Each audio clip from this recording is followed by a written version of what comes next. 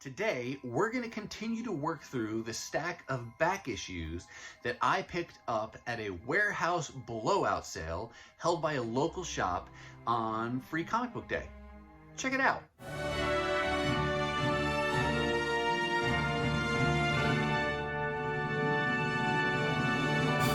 Hey everyone, and welcome to my channel. My name's Chris, and this is Northgarden Comics. So today we've got part 2 of my Free Comic Book Day haul. I had so many books that I had to break this into multiple videos. If this is the first video that you're seeing, you're just fine. Go ahead and watch this video. It can stand alone and just see it as a haul. If you are interested in any of the other parts that I've posted so far, those links to those videos will be down below in the description. So for now, go ahead and watch this part, and then you can check out the other ones later as you wish. The sale, in quick summary, was called a warehouse blowout sale held by Hot Comics and Collectibles here in Minnesota. This is just one of like 3 locations that they have in the Twin Cities metro area. And on Free Comic Book Day, they were trying to move inventory, so they marked all of their back issues down to 25 cents a piece. And I don't need to tell you that that's a fantastic price for back issues.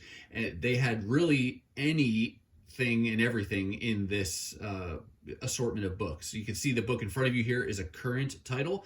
There's also things as old as Bronze Age, maybe even some Silver Age stuff in there. I don't know, maybe some of those things got sold before I got there, but really anything goes for this 25-cent sale. There's keys that can be found, and as well as great run fillers and things like that. So what you're going to see over the course of this haul is really a smattering of things in no particular order, just all the books that I picked up for a quarter a piece. I will say that if you are a Black Widow fan, then you're definitely going to want to stick around, because I do have one section that's a lot of Black Widow stuff that I did save towards the end. So I guess I did organize it a little bit that way for the order of books. But starting off here, we've got X-Force number 26. This is part of the current volume. I stopped collecting this, I think, after the, what was it called, the 10 of Swords event, and just because there's too many X-Men titles, and I only wanted to focus on a couple key ones that I wanted. This was one I let go, but figured I would continue to pick it up in the form of back issues, and they had this one issue there for a quarter.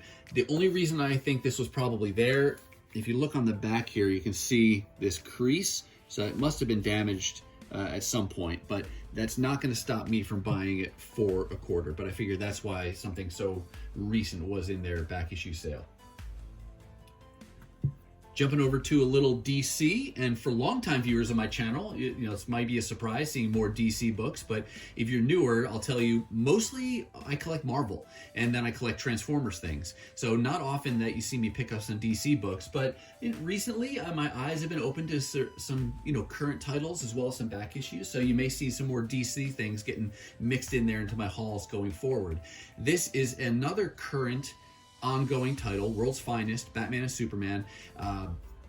This is just the first issue. This is the regular Dan Mora cover, which I did not have. I picked up the Art Germ cover for issue number 1, and when I pick up variants, there's a part of me that still likes to go back and get the standard cover if I can. So this was the opportunity, 25 cents, to pick this up. And again, not sure why this was a quarter. It's got a little bit of damage here, a little bit of a bend up here, so maybe because of a little bit of a crease down here. So maybe it just didn't sell and they wound up dumping it into their just their back issues and sell it off for a quarter. But happy to grab that for so cheap.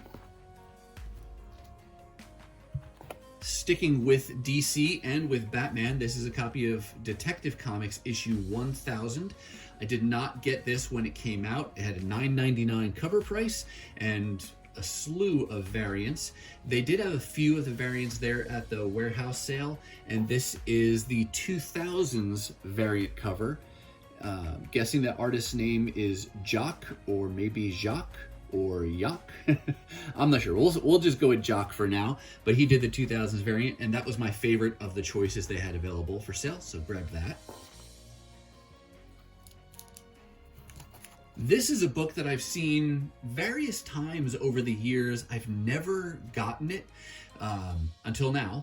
And this is Superman Speeding Bullets. This is one of the Elseworlds stories. So the gist here is that it's like a what if type of a scenario, I guess, where what if Kal-El, when he crashed from Krypton, didn't wind up with the Kents, but instead wound up with the Waynes. So that tells that story. I haven't read it before, obviously, and yeah, it just seemed like one of those things hard to pass up when it's only a quarter. It is thicker, square bound, more like a trade paperback. So I'm curious to read that story. This was around 1993, I think is when this came out. Heading back over here to Marvel, this is part 3 of 4 in this solo series focusing on Chamber. And I am collecting this primarily for the cover art. Chris Bachalo does the cover art for this run. I don't think he does any of the interior art, but I really like Chris Bachalo stuff. I'm working on kind of building a library of all his different work, both cover art and interior art. And so I think this is only the second of the 4 issues that I have so far, but glad I could find at least this one. Here we've got an example of a Bronze Age book that was there and available. I don't think there was any other ROM, otherwise I would have grabbed it. This was just a random ROM Annual number 3. You can see they were originally selling this for $6, but now it's just 25 cents. I've never read ROM, but it's one of those Bronze Age titles that I'm drawn to and would like to continue to pick up when I can get them real cheap like this. And, you know, it doesn't hurt that they've got guest starring the New Mutants in here, so always like it when the X-Men are guest starring. So a second reason to pick that up, and that's a really cool looking cover. Here we've got an Amalgam book. So you can see 25-cent sale. My policy is buy now, ask questions later. So it's kind of all over the map in terms of the books that I'm picking up. This was just a single issue, Bruce Wayne, Agent of S.H.I.E.L.D. So Amalgam, for those of you not familiar, is a mashup,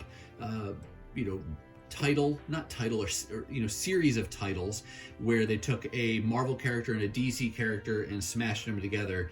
In this case, you've got, like a Nick Fury type and Bruce Wayne smashed together, and you come up with Bruce Wayne, Agent of S.H.I.E.L.D. I know there are many people out there who are working on collecting all of the Amalgam books. I'm not. I just kind of grab them, the ones that jump out at me when I see them, and this one seemed pretty cool. Here we go over to a number 1. This is why I picked this one up. This is from the, 1993.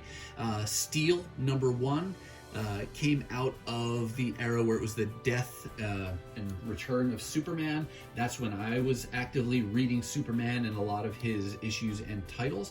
But I didn't have this number 1. I never got anything from this ongoing title. So figure what the heck, I'll grab a Superman number 1 from the 90s for a quarter.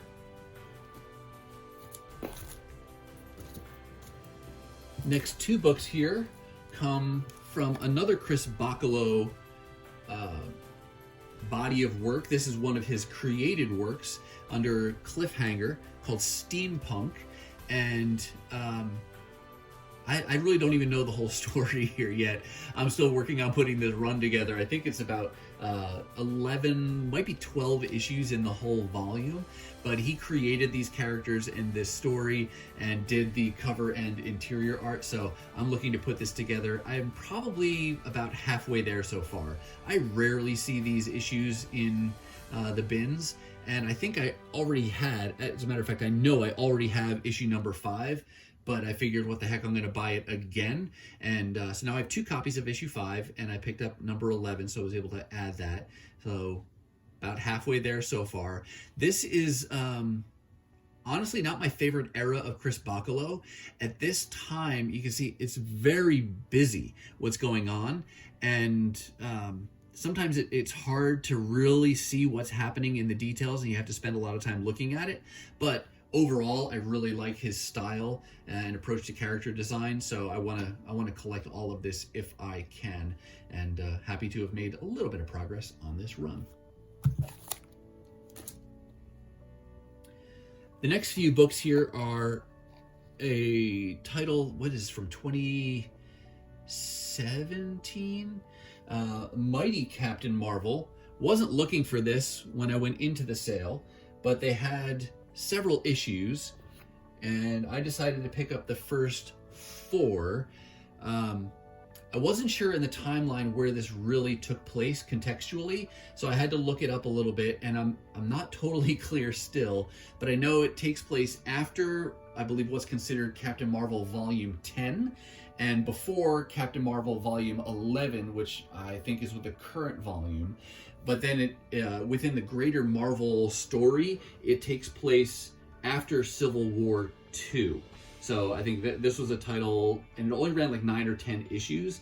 I only grabbed the first 4. I could have grabbed more, but I figured let me give these a read first to see if it's something I even want to try to collect. So I'll read these first 4, but I will admit there's an issue 0 in this title that was not there at the sale, but I will definitely at least look for issue 0 because it's got a really cool cover. And I actually pulled it up on my CLZ ahead of time, so let me show it to you.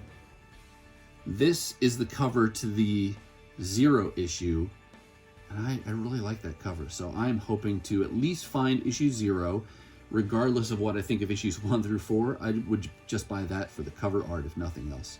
But I'll keep looking for that, and who knows, if I like issues 1 through 4, I will go on and try to find the rest of the series. Like I said, I think it only went for 9 or 10 issues total.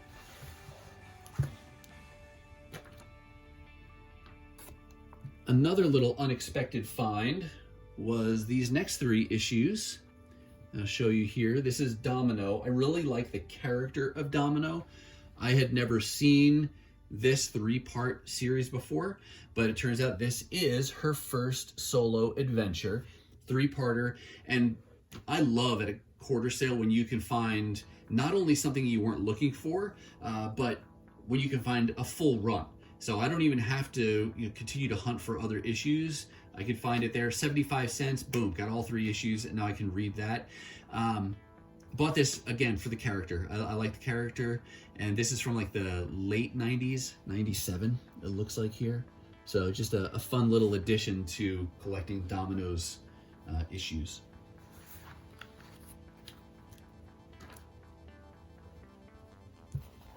Next 2 come from Silver Surfer. His volumes get a little crazy too in terms of keeping track of what story comes first and what comes after it, but this apparently is Silver Surfer Volume 6, although it was just a limited series of 5 issues. I don't recall ever seeing this before. At the same time, I'll admit that unless you look closely at Silver Surfer comic books, it's very easy to confuse them because a lot of the covers have a very similar look to them. But I don't think I'd ever seen this before, but I went ahead and picked up these 2 issues, number 4 of 5 and 5 of 5, and now I'll continue to hunt for the first 3 issues, but don't know story-wise really where this falls or what's going on there in terms of the continuity, but I really like the character of Silver Surfer and got into him in the 90s. Maybe it was that late 80s, early 90s with Volume 3 of Silver Surfer. Sticking with the Silver Surfer theme, this is the Silver Surfer / Warlock Resurrection. This is a 4-part limited series that actually is from that era when I was collecting and reading Silver Surfer in the early to mid 90s. I don't know this story though. I do know this is written and drawn by Jim Starlin, but don't know much more than that. Apparently it starts out with Norrin Radd, Silver Surfer, mourning the death of Shala Bal, and it may be her resurrection that he's trying to accomplish, and then goes looking for Warlock, or Warlock needs his help. I'm not sure, but I really thought that I had this issue. I feel like I must have seen it, though, so many times in dollar bins that maybe I just thought I had it. Turns out I don't, but now I do, and who knows, maybe I'll pick up issues 2, 3, and 4 someday. Like I said, if I can find them in a quarter sale, hard to pass them up when they're that cheap. All right, now the section of books that some of you at least have been waiting for, the Black Widow themed books of this run. These are books that I wasn't looking for any of them specifically, but like I mentioned before, when you come across a large run, whether of an ongoing title or limited series, when it's 25 cents a piece, it's very easy to start picking those up and to add those to your collection, because for me, it's just, I like Black Widow as a character. And so I just started grabbing. And yeah, let me just show you what I got here. So Black Widow, here's issue number 1. I forget offhand which volume this is of Black Widow. She's another character with a confusing reading order if you're trying to collect all her stuff. I'll put it down below once I look that up. But the covers here and the interior art are done by Phil Noto. I like his style, so that drew me to these issues as well as the character of Black Widow herself. But this is a volume that ran for 20 issues, and they had all but the last 2. So 18 out of 20 issues they had, and this one turned out, issue 3, this is a second print. I looked multiple times to make sure they didn't have a first print, but I'll settle for that for now. And who knows, maybe someday I'll get the first print, but I'm not going to go out of my way. But they had 18 out of 20 issues in this volume. So we're just very fun. That gets exciting when you start to find long runs like that, because you feel like you're not just buying random issues, but you're actually making some progress on a run. And so I could really read all 18 of these issues and then decide, do I really want 19 and 20? I like that. That's a nice cover there with Black Widow and Laura Kinney. I love the variety of styles of artists in comic books. You know, I like Phil Noto's style. I wouldn't want to read him doing every character that I like, but it's just fun to see different takes on characters and just to read these different stories. Again, these are all just a standard cover. I think there's probably variants for all of these. And as you see these books, you can tell, like, some of these are no bag and board even, but they're still in really nice shape. And most of them are bagged and boarded. There's issue 18. So 18 out of 20 issues to this Black Widow volume. Super pumped to have found that. Are any of you reading this, or have any of you read this? Let me know what your thoughts are down below in the comments. I'm just gonna, well, yeah, my numbering order is gonna be all screwed up now after that shuffle. All right, keeping with Black Widow, next we've got Black Widow Deadly Origin. This is a limited series. Number 1 here is a variant. Artist's name is Rainey. The Black Widow Deadly Origin. This is a 4-part limited series. Here's issue 2. The rest of these covers for issue 2, 3, 4 are the standard cover, and the artist is Ari Granoff. That's a nice Black Widow Daredevil cover. And then Black Widow in space.